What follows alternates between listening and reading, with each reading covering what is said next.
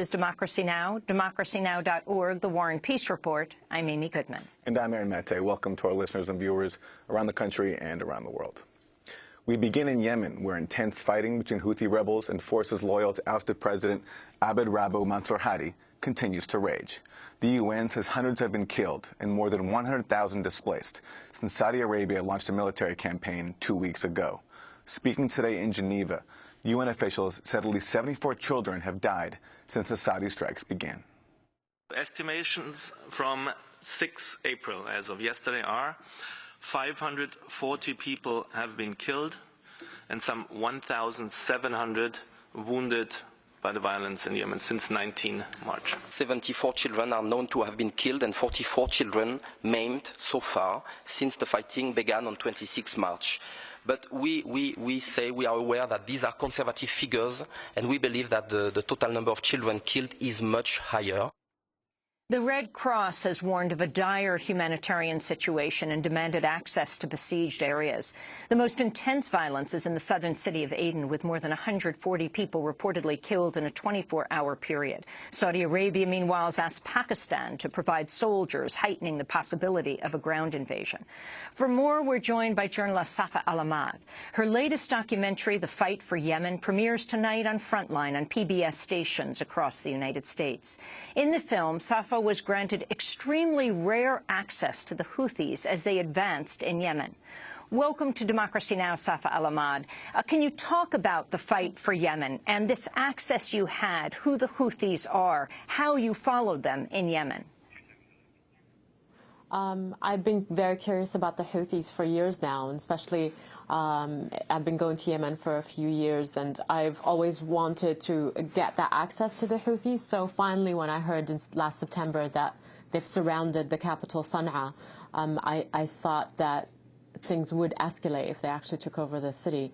And they're very interesting because they're a very young group, and they keep morphing their understanding of who they are and what they want as they progress. And so it's very hard to pin it down to one thing. But if I must describe the Houthis in one line, it would be the revivalist Zaydis with strong anti-imperialist agenda. And so they have these really big words to describe who they are and what they want, but in reality they want control in Yemen, and this is what they've done. They didn't have enough by just controlling Sana'a, but they've come across most of North Yemen, and now they've reached Aden. And Safa, the conventional line that we hear is that they receive heavy backing from Iran. What's your assessment of that? Yeah, I think that's vastly overblown. There's very little good journalism that's been done to prove the extent of the relationship between the Houthis and Iran. I don't doubt that there is a relationship between the Houthis and Iran, but how extensive is that for people to blatantly call them Iranian-backed Shia militia? I think that's very, very problematic. The Houthis have local agenda, they have local grievances and local power, and the rise of the Houthis themselves had nothing to do with the Iranians. Whether I think there is a relationship between the Iranians and the Houthis at the moment, but not to the extent that the world claims there is for Iran. Saudi Arabia has deeper connections with Yemen. They have a large border with Yemen, and the Saudis have sent money directly and arms to different groups inside Yemen. So I would argue between the two, Saudi Arabia has the much bigger influence and the upper hand in Yemen. And talk about the role right now of Saudi Arabia. What exactly is happening in Yemen on the ground, the conditions of people there. In a moment, we're going to be speaking with an arms control expert who will talk about the Obama administration pouring more money into making more weapon sales than any administration since World War II. The largest recipient of that military aid and weaponry is, of course, to Saudi Arabia. Yes, I mean, record-breaking number of contracts, I think, have been sold to the Saudis in the past few years. I don't know who they're using them against. I mean, Yemen is Yemen is the poorest Arab country, and so to have this huge alliance against Yemen for allegedly trying to break the back of the Houthis, I think belies it, because now the Houthis have come to Aden, which is what the airstrikes were allegedly trying to stop from happening. So the Houthis have large alliances on the ground. They're not an occupying power coming from nowhere. They've been working on spreading that alliance throughout the areas that they controlled. And so the Saudi war on Yemen, Saudi-led airstrikes on Yemen, will have very limited impact on the power of the Houthis on the ground, unless there are ground troops. And even then, what is the solution? I mean, I don't know what's the end game with this. I mean, the Saudis claim that it is to bring back the legitimate president, Abdul Mansur Hadi, back to Yemen. But I think for a lot of Yemenis, he's lost his credibility. He's lost his legitimacy. He's called for a war on his own people, and now he's sitting in Riyadh. I think for a lot of people that's extremely problematic. The humanitarian crisis is astounding to begin with, even before this.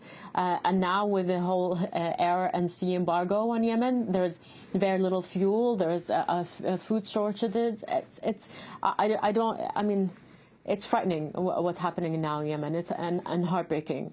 I mean, the numbers that the UN is saying are most likely much lower than what's actually on the ground. Safa, so what do you see as the solution? Because some would say that the Houthis are also allied with a former president who also has lost credibility, Saleh. So what is the answer here? Yeah, Ali Saleh, yeah. Yeah, I mean, a lot of people blame Ali Saleh for all of this. He's the one who's waged 6 wars against the Houthis because of his fear of their advancement. And now they're allied together. But in the end, I think the problem is you can't just look at what's happening now, and as in today or this week in Yemen. This problem has been going on for a long time. The Americans, if we're going to specify the Americans and their involvement in Yemen, have supported a dictator, which is Ali Saleh. And even when the revolution happened, to oust him in 2011. They continued to support corrupt political parties that have only their own personal interests. And the UN has played a detrimental part in what's happening in Yemen as well. And so all the peaceful civil society that had helped bring this revolution on were put to the side, and only the political parties and the Americans and the UN and the GCC, including Saudi Arabia, were dealing with. And so, I mean, they can't just look at the situation now in Yemen and say, oh, look what's happening. Well, you had a role to play in where Yemen is right now. I mean, the Americans, there was an article the other day when the Special Forces left Al-Anad military base. They left $500 million worth of arms in the base. Who do they think has control of that now? They don't know, probably, yes? And this is part of the really problematic American foreign policy when it comes to Yemen, this tunnel vision about anti-terrorism. So whoever is the dictator in control, he's our only ally against al-Qaeda. Like, that's the only problem. And the drone strikes now have completely and utterly failed. Instead of crushing al-Qaeda, now we hear alliances to ISIS.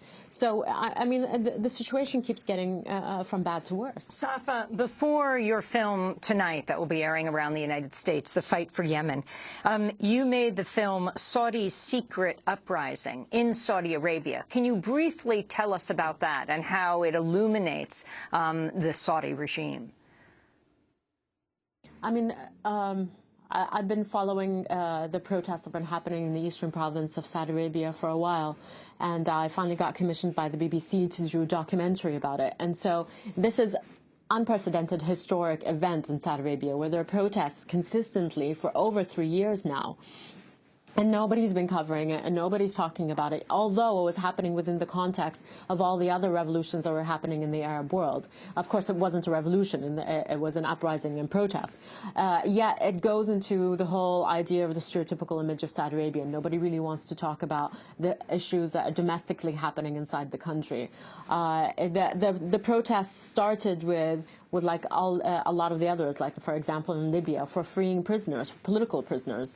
And instead of freeing the political prisoners, the government had increased its own detentions of the people who went out on the street to protest. And so the escalation of demands from the protesters kept getting higher as the government continued to oppress the protests. And we can put it within the context of what's happening in the whole Middle East, where the people are trying to renegotiate their relationship with their governments. And unfortunately, in the Arab world, most of them are dictatorships, and they do not tolerate another voice.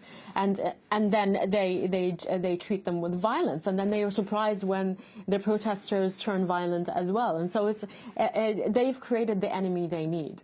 They don't want peaceful protests. They don't want civil society. They don't want a peaceful form of reform in the country. They just want to continue the status quo. And Safa, and that goes back to Yemen as well, you know. And Safa, in terms of that status quo, how decisive is the U.S. in your view? How decisive? What do you mean? How decisive is the role of the U.S. in supporting these autocratic regimes that you describe? How critical is that to maintaining their power and their repression?